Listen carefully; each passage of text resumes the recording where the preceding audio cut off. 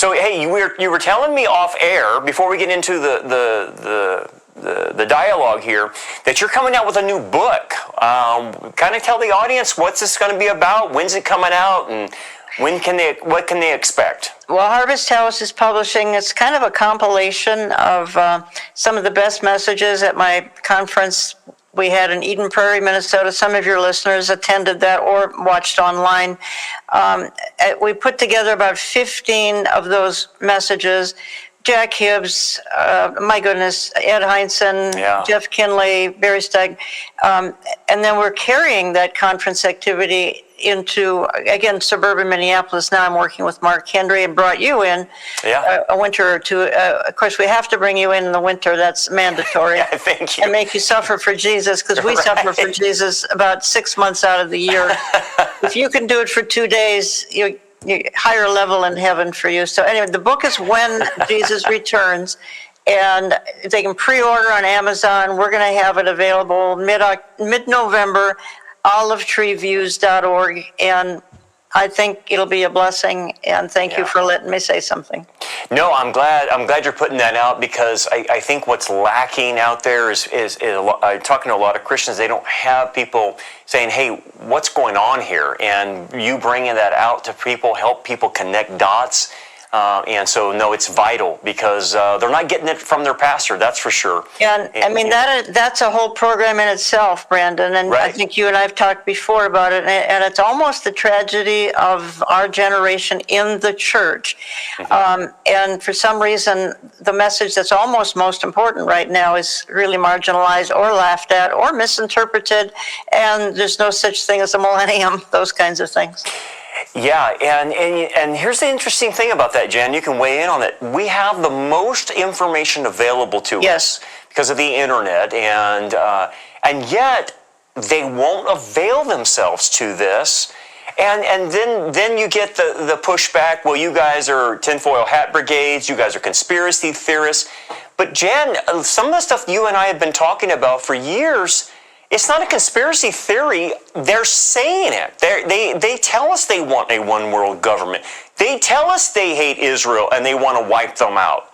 They tell us they want a cashless society. They tell us they'd really like a single leader to rule over the world because our individual governments are so ineffective, and they are. They've pre-announced all their dirty deeds, and if we talk about it, it's conspiracy or it's fiction. It's reality, and somebody's got to talk about it. I think that's kind of what you and I anyway, are commissioned to do, and I'm honored to do it. There's a price to pay, but that's okay.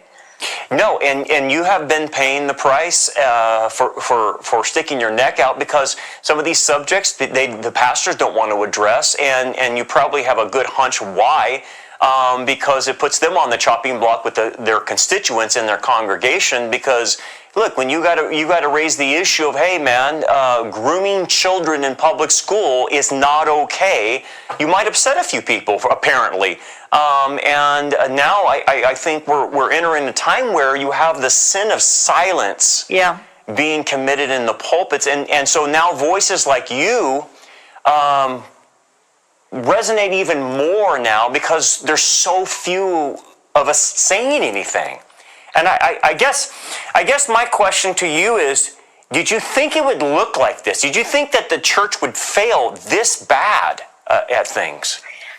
Well, the Bible certainly attributes a lot of passages to an end-time type of delusion, deception, or falling away, giving heed to sound doctrine. But did I think that would kind of extend over into silence about the fact that the king is coming and we're running out of time, and there's going to be a lot of people, left behind, going through an ordeal that it's going to shock them out of their mind? Because, we tried to warn, but we just need a whole lot more watchmen on the wall, and we need a whole lot more people who are willing to give up what is going to, maybe your reputation.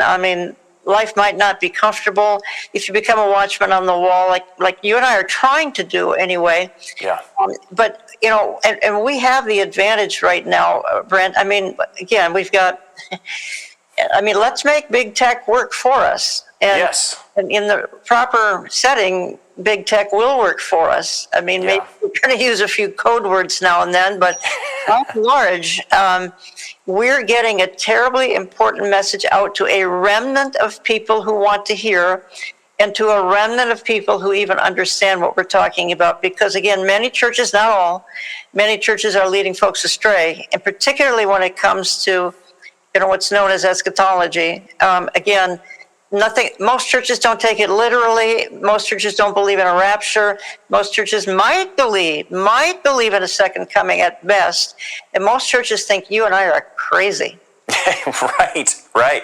And this, I want to segue then from that, because one of the big ticket items obviously is Israel and the Jewish people, and that's obviously God's timepiece, and you know that, I know that, or a lot of our audience knows that.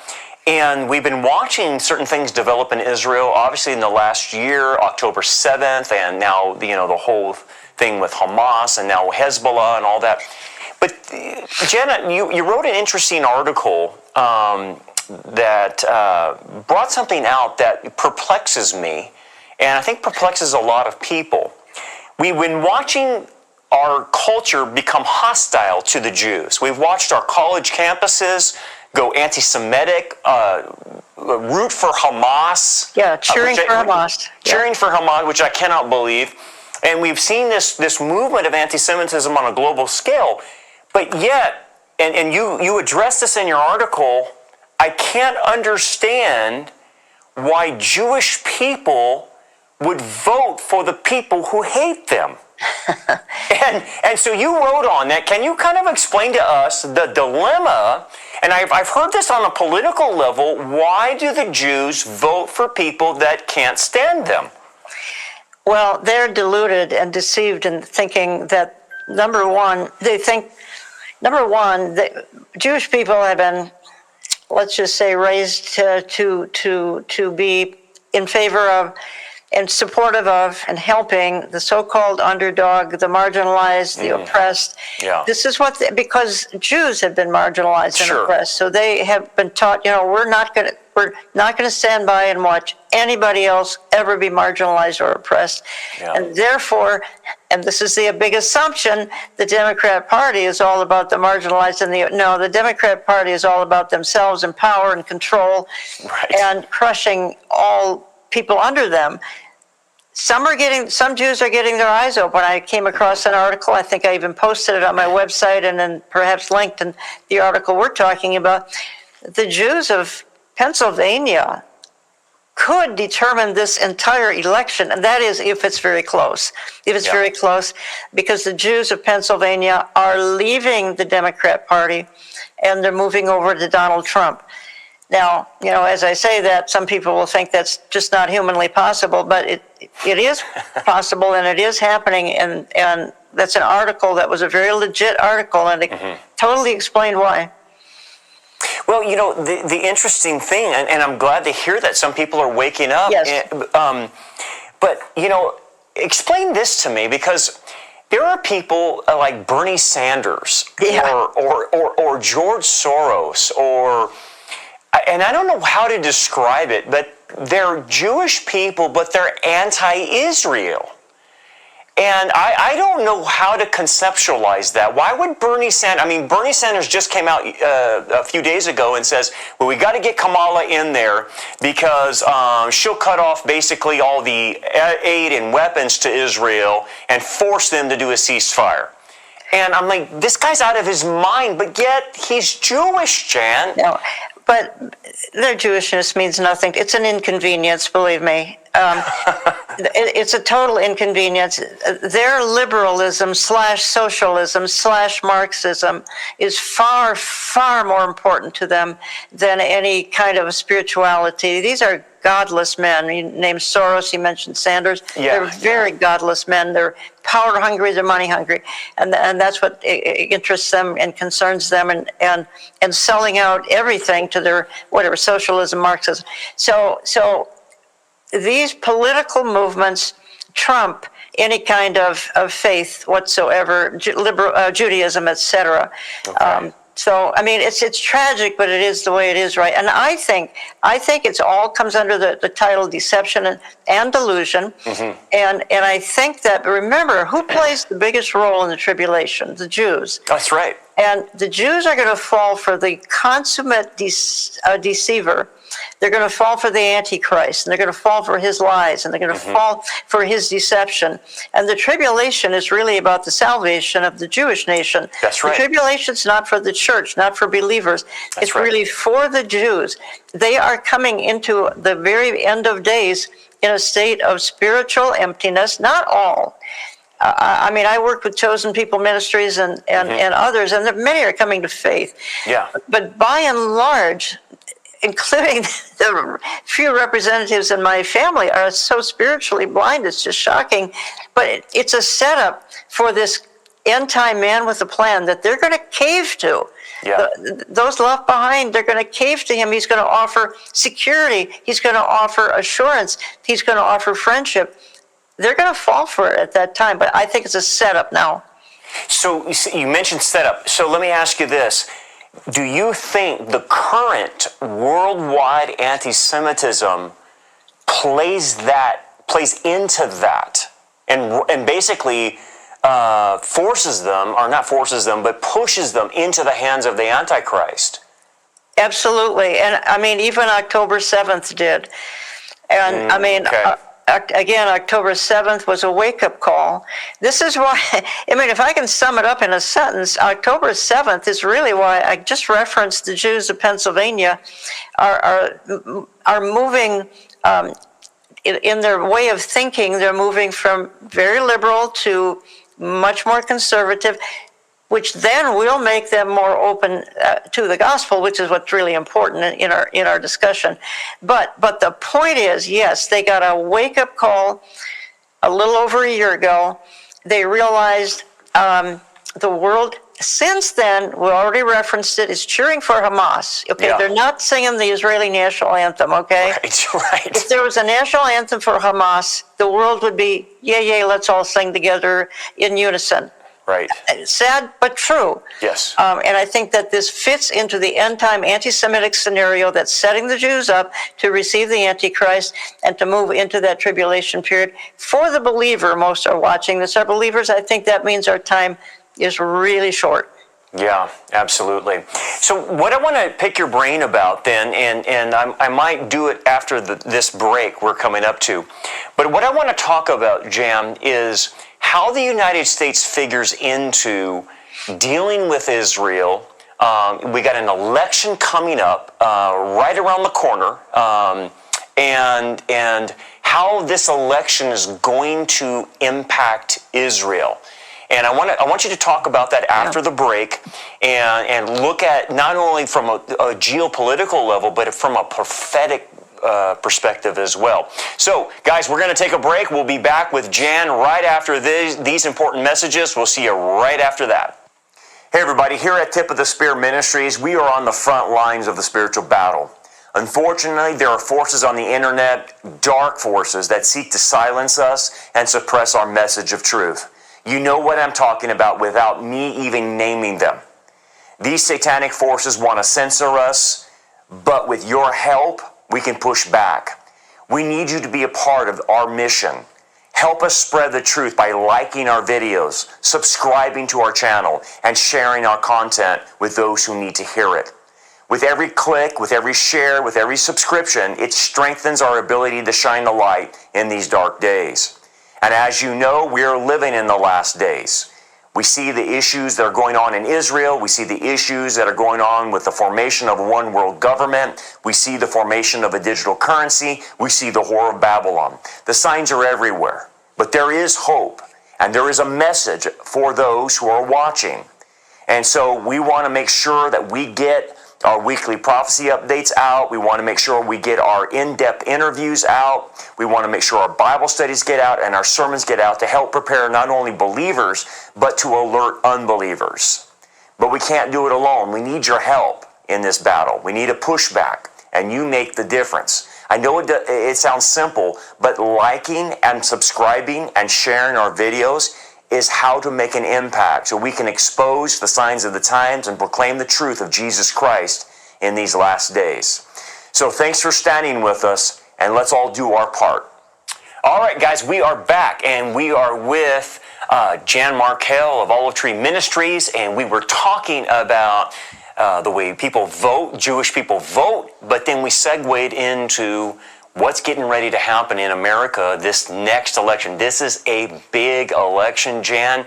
I think it's beyond Republican and Democrat now. I think it's an election of good versus evil. But how does this play into Israel, and how this election will affect Israel, in your opinion? Well, I do believe Donald Trump is a friend of Israel. Now, having said that, am I wild about all of his policies, these Abraham Accords? Right. I think at the heart of that might be a two-state solution. Yeah. So, and I'm not sure what he understands, I'm not sure what he understands biblically. He's been told the biblical truth. There are many who've told him. Yeah. How much he's comprehending, I don't know that we'll know. But in a sentence or two, he's a friend of Israel. He's trying to do right by Israel. He's a friend of Netanyahu. And I don't think Donald Trump would ever willingly, knowingly do something terribly evil to that country. I do believe the other side of the aisle is planning some terrible, terrible things to perpetrate on Israel. And I'm just being blunt. For one thing, Kamala Harris doesn't understand foreign policy. My cats understand it better than she does. That's right. I'm just saying, there's no comprehension of complicated foreign policy by Kamala Harris. It would become a complete disaster. Yeah. Without a doubt, there'd be a major Middle East war, if not worse than that, within a year. And I think there are some on the left who know this, and that's another reason they're running in the other direction, because at this point in time, the whole world heading into either a Middle East or regional or world war, obviously not good for society. So Right. I think they're scared. They should be. They should be scared. They should be. Yeah. So you mentioned something in your article, a second article I want to reference, but in regards to America, and obviously this plays into how it affects Israel. But this article, do we have enough time to make America great again? I'm hoping Donald Trump gets in there because, I don't agree with the Abrahamic Accords because it created a two-state solution, which is wrong and divides up the land. But you're right. I mean, if I'm going to take the lesser of the two evils, Donald Trump is more pro-Israel than Kamala, and no doubt about that. But let me ask your opinion. The way we've been traveling, and according to your article, I mean, as far as we're going down some deep rabbit holes as far as sin is concerned. We're grooming children. We're sacrificing babies. We become anti-Israel. All this stuff. Is this redeemable? Is this something that God says, okay, I'm going to give you a second chance. I'm going to let Donald Trump come in there and give you a reprieve and maybe, like you say, slow down the decay, delay the decay. Is that even possible with all the stuff that's happening? I think it's $1 million question. I really do. I talked with Pastor Gary Hamrick about it on air recently. That program's due to air here very soon. And he and I concluded on air that we're not going to be given, we're not going to be given an opportunity to make America great again if we're going to continue to shake our fists at God. Mm-hmm. You can't, and you already outlined the issues. And we probably could add 20 issues to what you just referenced. As long as we're going to be the number one in, I believe it's sex trafficking of children. Yeah. Is God going to bless this nation? Now we've got good, righteous people pushing back against, praying against that, intervening, trying to rescue, etc. So does that compensate for the evil? I don't know the mind of God, but I just fear that as long as a nation it appears. And maybe that's because the left is in power. And maybe if we dethrone the left, maybe that's suggesting that all Republicans are righteous. Not true. Right. That's not true. Right. But I think there'd be a little bit more righteousness. But I just think we got to have limited expectations, because right now we're an enemy of God as a nation. Not you and I, not believers, of course not, but as a nation. As a nation, we're going so far left. We're becoming an enemy of God. And is he going to say, well, I really appreciate that, guys. I'm going to give you another reprieve. Maybe he's all loving and all forgiving, and maybe he will, and maybe he won't. Yeah. No, and you're totally right. I don't think God owes America anything after what we've done. And I think, the only saving grace in all this, and you can weigh in on this, I liken it to, when God took Abraham, and he was talking to Abraham before he was going to go and destroy Sodom and Gomorrah. And you had that whole dialogue with Abraham and the Lord. Would you destroy it for 50, 40, 30, 20, down to 10? And I see that sometimes as a parallel with the rapture, is that he wouldn't destroy Sodom until he removed those 10 people out of Sodom. And I think sometimes the only saving grace I see is that the remnant is still here. Yeah. And I don't know how you feel about that, but I'm not saying that's going to make America great again. But before we totally go off the cliff, it seems that because the remnant is here, it seems that seems to be the preservative element in America. Yeah. What do you think? We are the preservative element in America, and thank God for that. But having said that, Brandon, can you imagine the chaos when we're gone? Oh, man. And any of us who are leaving anyone behind, and I know it's sobering. But the world is gonna look like North Carolina, and the sin is we're the stabilizing element, the church, the believers, the stabilizing element, certainly in America, and I think in the world. And then when we're gone, it's like all hell literally breaks loose. Yeah. And to be honest, just between you and me, and don't tell anybody, it breaks my heart. I'm in tears over it a lot of times. I really am. You're absolutely right. I think there's a bittersweet aspect that I take from, how John was asked to eat the scroll, and it was bittersweet, and it's sweet because we're going to see Jesus soon, but the bitterness is watching our whole society decay in front of us. And here's another thing I want you to speak to. This is, okay, so we know the prophetic scenario is heading in a certain direction. What I have noticed is, and maybe you can speak to this, there have been people that say, okay, it's going to Hades in a handbasket, Brandon. So you know what I'm going to do? I'm going to check out from the culture. I'm not going to vote. I'm not going to be involved anymore because I can't stop the train. It's going over the cliff. And so I'm going to put on the white sheet and sit on the rooftop and wait for Jesus to come back. So can you help me and help some of us in the remnant that are trying to convince people, don't do that? To me, what you just raised, and I think it's good you did. It's such a mystery, because, and I've talked about it heavily on air, but too many people are checking out I wish I could sit down with every single American who's simply, I'm not going to vote. Both candidates are terrible. The election is rigged. Well, there may be a little bit of truth to some of those points, but we could have spared ourselves absolute misery from some recent years here if every evangelical would have gone out and voted in 2020. 40 million didn't. And that's why we've got the mess that we're in now. And if you think it's a mess now, just wait until it goes in the wrong direction here in a very short time. If you think we're in a mess, you haven't seen anything yet. And again, maybe this is judgment. I do not know the mind of God. Or maybe he's going to offer a reprieve. If there's a reprieve, Brandon, it's only to get the gospel out while there is time. It's not because we're being rewarded for being righteous people. We're not. But it's to get the gospel out to the final remnant who hopefully will respond. That's the only reason we get a delay. Only reason.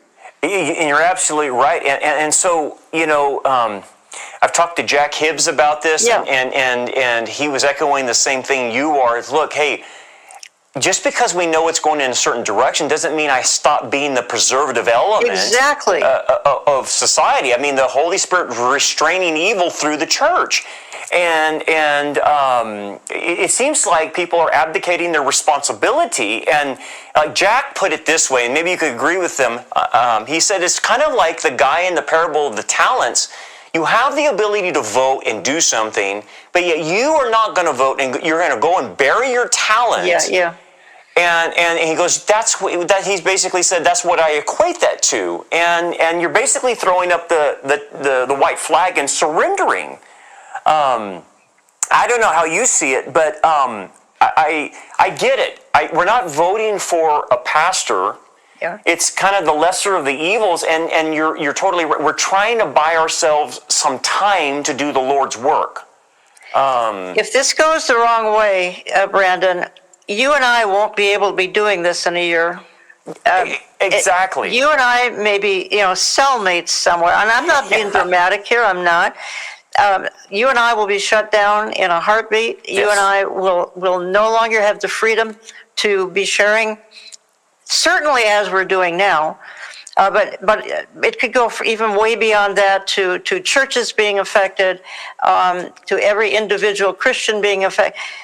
If anybody saw, and I think some of your listeners saw, I'm just going to be blunt here. Go ahead. A Kamala Harris rally here in the last week or so, where somebody called out Jesus is Lord.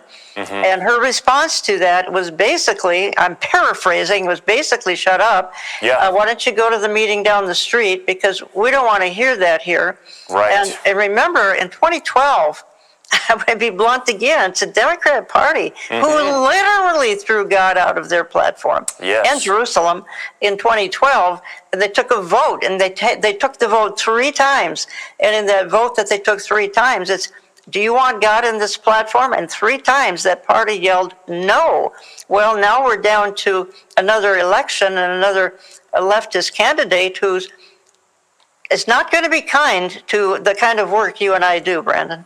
No, and I've been watching what the globalist elite have been doing, and you have too. And the first thing they want to do is censor free speech. Yes. And people think, well, we got the Constitution that's going to protect us. But Jan, you've been watching what's happening in the UK. They're putting people in jail for 3 years, 20 months for posting stuff on their Twitter account or their social media, and they think, well, that's not going to come to America. That's what will happen if Kamala gets in there. It's a worst case scenario, and I just cannot be blunt enough. And again, my estimate, or I haven't come up with the amount or the number, but I'm told another 40 million. I'm talking evangelicals. Another 40 million are going to stay home election night, and who knows, I don't know, whatever TV program they're watching is more important than helping to determine the outcome of the country and your future and my future and the future of your ministry and my ministry, which is on the chopping block as I speak. Because of leftist leadership, leftist lunacy leadership that hates you and hates me and hates everyone listening to this program. Yeah. So we are coming down to crunch time in America and the world. And remember, when we go haywire, the whole world goes haywire. That's right. It's one thing we want to save our. We want to preserve balance in the world until the Lord blows that trumpet and we're called out of here. We've got to be the stabilizing influence until that happens. Absolutely. A mutual friend that we had was Phil Haney. Yes. And you remember Phil, and he was suicided by the deep state, I believe. Except he wasn't. Right, exactly. Yeah. And Phil, he had actually been in your area in Minnesota, and he was telling me a story that he was working for the Republicans at the time, fighting against Ilhan Omar getting into her seat. And Phil was doing everything he could, and they were trying to get people out to vote and stuff like that. And obviously, Ilhan Omar got in there, and she's been in there ever since. Phil told me a curious thing, and I don't know if he mentioned this to you, but he said this, Brandon, he goes, do you think that Ilhan Omar, or she basically said, how do you think she got in there? And I said, well, I'm assuming it's the Somalis who voted for her, and they got her in there. He goes, the Somalis did vote for her, but that's not what got her in there. Yeah. What got her in there was 35,000 evangelicals who didn't vote in that election. Exactly. And I said, are you kidding me, Phil? Yeah. Yeah. And that I use as an illustration constantly to show, hey man, if you don't want these Israel-hating, anti-Semitic individuals, these Muslims in your offices, or you don't want crazy California, then sit back and let this happen. Yeah. But like Phil was saying, he goes, Brandon, if half of the evangelicals would have went and voted, Ilhan Omar would have never got in. No, it's Phil, and I heard Phil say that, and he's absolutely dead right on. And look, Minnesota is not a bastion of evangelicalism. It's just not. I thank God for the few solid, and I emphasize few, solid churches in the Minnesota Twin Cities area, but he's absolutely dead right, and I think apathy reigns. And folks, there are consequences when we let apathy reign and we don't say, you know what, I'm going to try to make a difference here, and I'm going to try to turn the tide and stop the evil. If there's one reason we're on earth, it's to push back against the darkness. You're trying to do it, Brandon. I'm trying to do it. Phil Haney was trying to do it in his way. So, and he was taken out, and I mean taken out, and you and I had lunch with him 3 weeks before he was taken out. That's right. So anyway, not every listener is called to be a Phil Haney, and thank God for that. Sure. But the least we can do is take an interest in how this country goes down a path politically. And I know it's not perfect, and I know candidates on the right aren't perfect, and I know a certain party that we are more leaning towards is not perfect. Right. And when we watch the comments under this video, whenever it's posted, there'll be plenty of people hollering at you and me just for trying to take the stand that we're taking. And for 100 reasons, we've already talked about them. You're absolutely right. So, hey, I need to take a break, but here's what I want to do after the break. I want to talk about, we got one of the biggest elections coming up in the United States. I think it's a good versus evil. I want you to weigh in on the implications of some of the things we might see with this election. I mean, do we expect them to cheat? Do we expect riots to happen if let's say Trump gets in there? What is your opinion on that? Because a lot of people are saying, Brandon, what we see happening is we have a cold civil war happening in the West, in the United States, and any which way this goes could tip something off. I want to get your opinion about that when we get back from the break and have you weigh in on that. So we'll be right back after these important.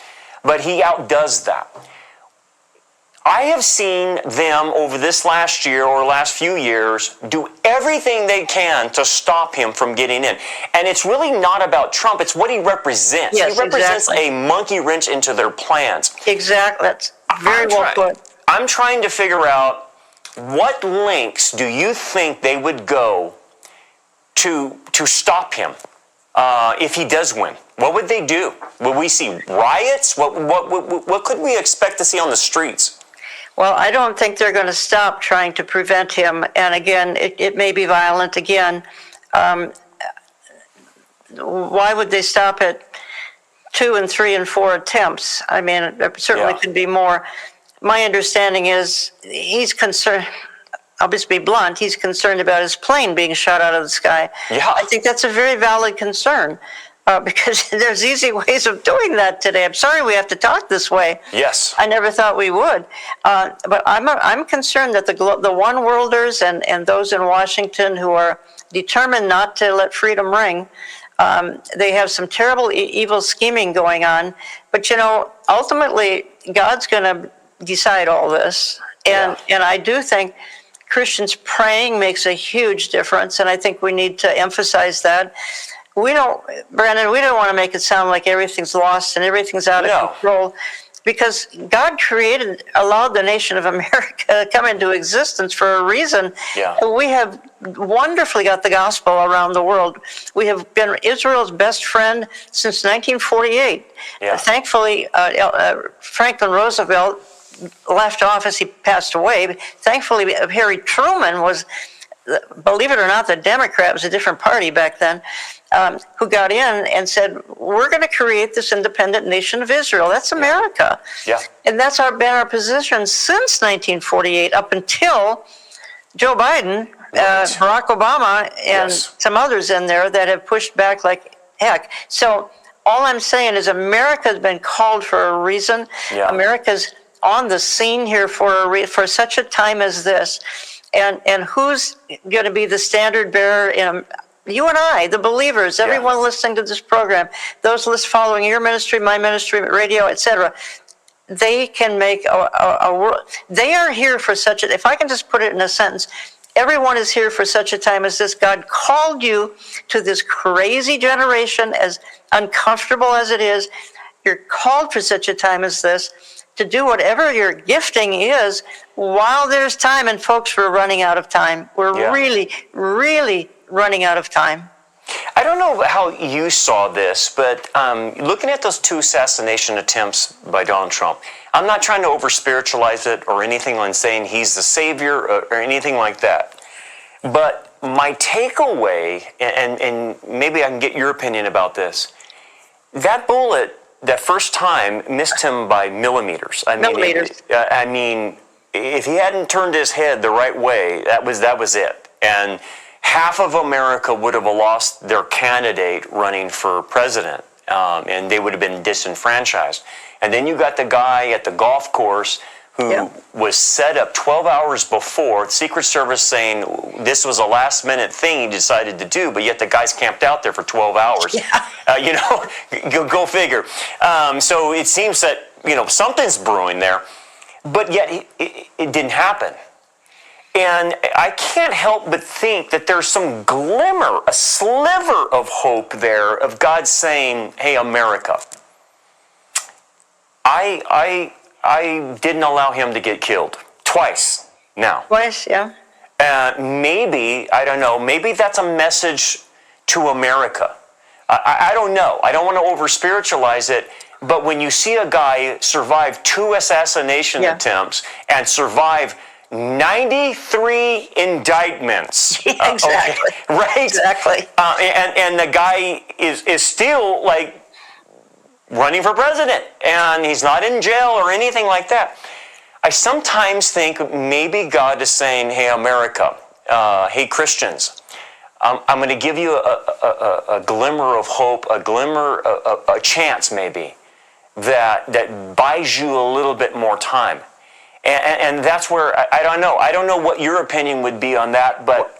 Well, Brandon, it would buy Israel some time, too. Yeah, exactly. And this is really important at this time in history when her safety and all that is totally at stake. Look, as we speak, she's got wars all around, Gaza, Hezbollah, but there are other fronts of this war. My goodness, you got conflict in Judea and Samaria. You've got Iran. Iran is threatening to nuke Israel, for Pete's sake. So all I'm saying is, as long as America is strong and pro-Israel, Israel's going to be pretty safe. Now, at the same time, maybe God is saying, okay, Israel, we're winding down. You're going to have to turn to me for your safety and your protection here at Gog and Magog. That's what happens is Israel turns to God and says, help defend us, and he does. And so we're leading to that clearly.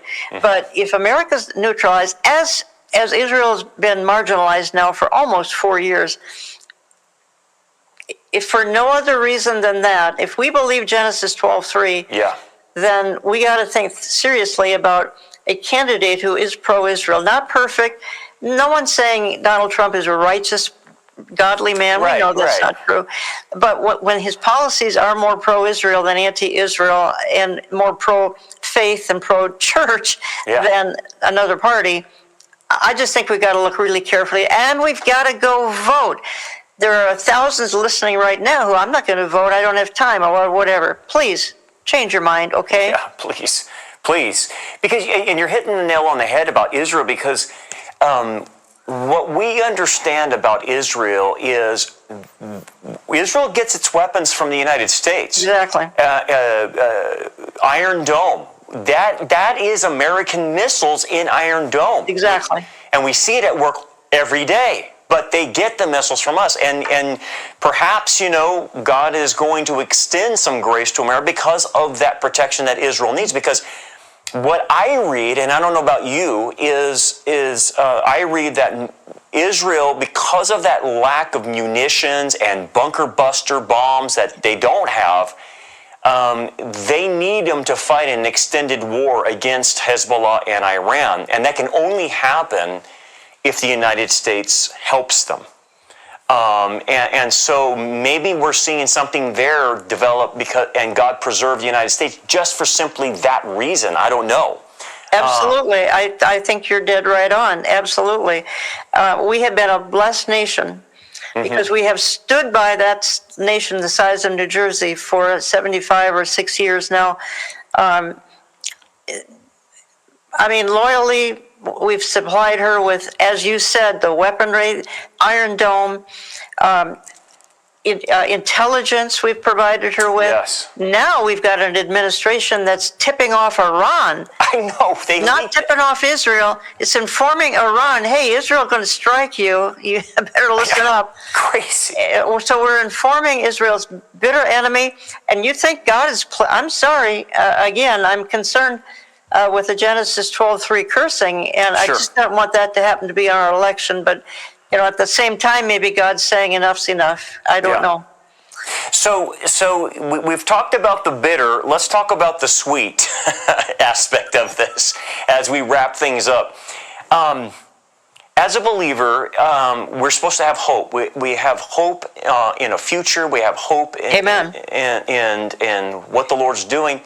How do we balance this out, Jen? Because we're talking about very dark things, and man, it can be a drag, no doubt about that. And sometimes I have to disconnect from the news because it's very heavy to see all this negative. Speak to the believers out there that feel the same thing you and I. They see the same thing. We see the cultural decline into hell, basically. But where is that sweetness at? Where do they find that at?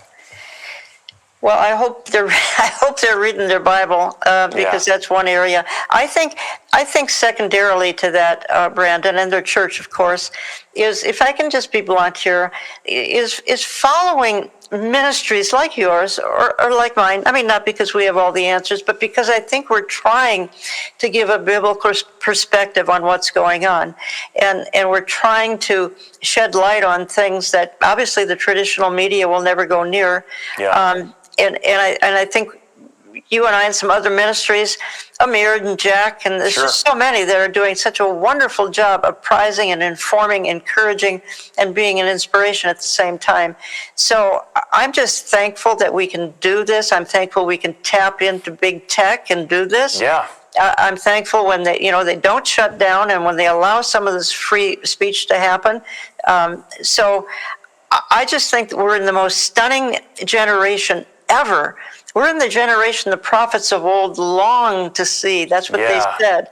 They longed to be in our generation, tough as it is. So we just have a huge responsibility to get the truth out. But I think more than anything, Brandon, is to get the gospel out, to talk about salvation, to talk about that we're running out of time, and to talk about, do you know the Lord Jesus personally? Because if you don't, you're going to have to face an ordeal that is unspeakable and that we have no words to describe. And that, like I say, brings me to tears when I think of the people who will be left behind. And the name of Jesus, calling on his name, it's as simple as that. Yeah, amen.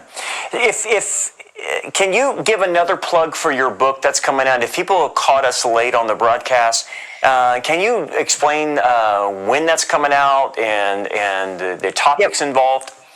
Yeah, and they can see it right over my shoulder over here. I'm not very good with wherever. But anyway, When Jesus Returns, Harvest House is publishing it. It's out November 12th. Okay. olivetreeviews.org. We might have the price a little bit lower. It's on Amazon. You can pre-order right now.